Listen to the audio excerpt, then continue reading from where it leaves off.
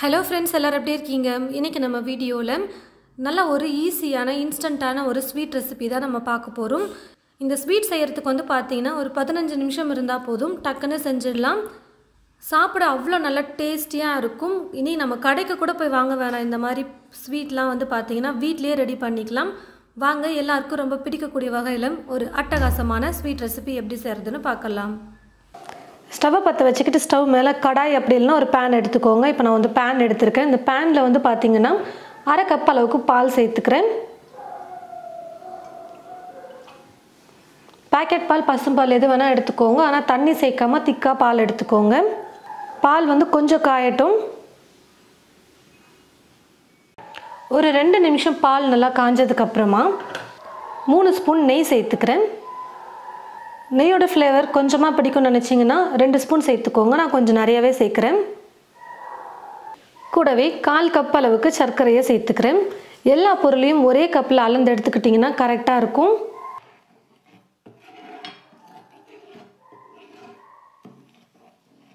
சர்க்கரையை சேர்த்ததுமே கூடவே வந்து 1 கப் அளவுக்கு பால் பவுடர் சேர்த்துக்கிறேன்.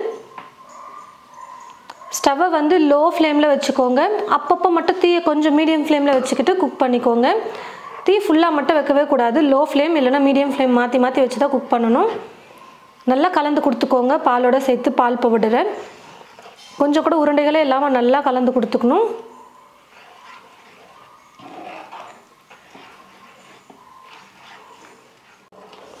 பாருங்கள் ஃப்ரெண்ட்ஸ், இந்த அளவுக்கு கொஞ்சம் திக்காக வந்ததுக்கப்புறமா 1/4 கப் அளவுக்கு நான் டெசிகேட்டட் கோகோனட் பவுடர் வந்து சேர்த்துக்கிறேன். அதாவது தேங்காவை வந்து மேலே இருக்கிற அந்த ப்ரௌன் கலரை சீவிட்டு மிக்சியில் போட்டு கொஞ்சம் நல்லா நைஸாக பொடியாக அரைச்சிட்டு அதுக்கப்புறம் வெறும் கடாயில் தேங்காவை போட்டு நல்லா ட்ரையாக வர வரைக்கும் நம்ம வறுத்து எடுத்துக்கணும்.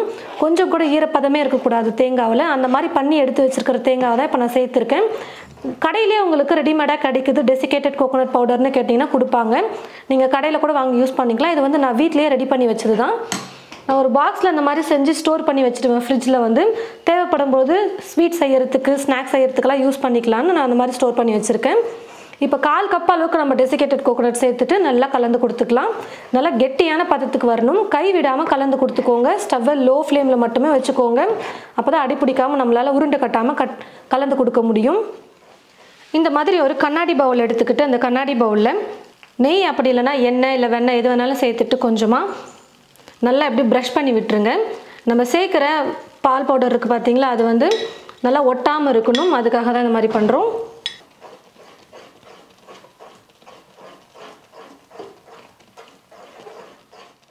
பாருங்கள் ஃப்ரெண்ட்ஸ், நல்லா இந்த மாதிரி கெட்டியாக வரணும். நல்லா சுருண்டு கடாயில் ஒட்டாமல் இந்த மாதிரி நல்லா கெட்டியாக திரண்டு வந்ததுக்கு அப்புறமா தான் நம்ம எடுக்கணுமே. ரொம்ப இலக்கமாக இருக்கும்போது எடுத்துடாதீங்க. இதுதான் கரெக்டான பதம். இப்போ நான் ஸ்டவ் ஆஃப் பண்ணிவிட்டு நெய் தடவி வச்சுருக்கிற இந்த ட்ரேயில் வந்து இப்போ இதை சேர்த்துக்கிறேன். நீங்கள் நல்லா ஒட்டாமல் வரணும் அப்படின்னு நினச்சிங்கன்னா பட்டர் ஷீட் கூட போட்டுக்கலாம், இன்னும் நல்லாயிருக்கும். நான் வந்து வெறும் நெய் மட்டும்தான் தடவி இருக்கேன். நம்ம கரண்டில் எடுத்து வைக்கும்போது இந்த மாதிரி நல்லா கெட்டியாக இருக்கிற மாதிரி இருக்கணும். அது வரைக்கும் நீங்கள் நல்லா குக் பண்ணி எடுங்க. அப்போ தான் நல்லா பீஸ் போட்டு எடுக்க முடியும். நல்லா ஈவனாக இப்படி ஸ்ப்ரெட் பண்ணி விட்டுக்கலாம். இப்படி ஸ்பூனில் ப்ரெஸ் பண்ணும்போது நல்லா ஒட்டுற மாதிரி இருந்ததுன்னா கொஞ்சம் நெய் வந்து தடவிக்கோங்க. ஸ்பூன் பின்னாடி நெய் தடவிட்டு இப்படி நம்ம ப்ரெஸ் பண்ணும்போது நல்லா ஒட்டாமல் வரும். கடைசியாக இப்போ இதுக்கு மேலே வந்து பார்த்தீங்கன்னா கொஞ்சம் பாதாம், பிஸ்தாவை எடுத்து இந்த மாதிரி மெல்லிஸாக நான் வந்து துருவி எடுத்து வச்சுருக்கேன். ஸ்லைஸ் பண்ணி இதை வந்து மேலே சேர்த்துக்கலாம்.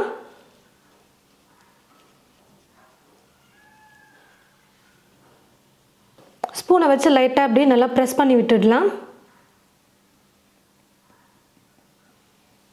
நல்லா சூடு ஆறுனதுக்கு அப்புறமா தான் நம்ம வந்து இந்த பவுல்லேருந்து எடுக்கணும். கண்ணாடி பவுல்லேருந்து நல்லா சூடு ஆற வச்சுக்கிறேன். பாருங்கள் ஃப்ரெண்ட்ஸ், நல்லா சூடு ஆறி வந்துருச்சு. இப்போ நல்லா சூடு ஆறுனதுக்கு அப்புறமா கத்தியில் கொஞ்சமாக நெய் தடவிட்டு நான் வந்து இதில் பீஸ் போட்டு எடுத்துக்கிறேன்.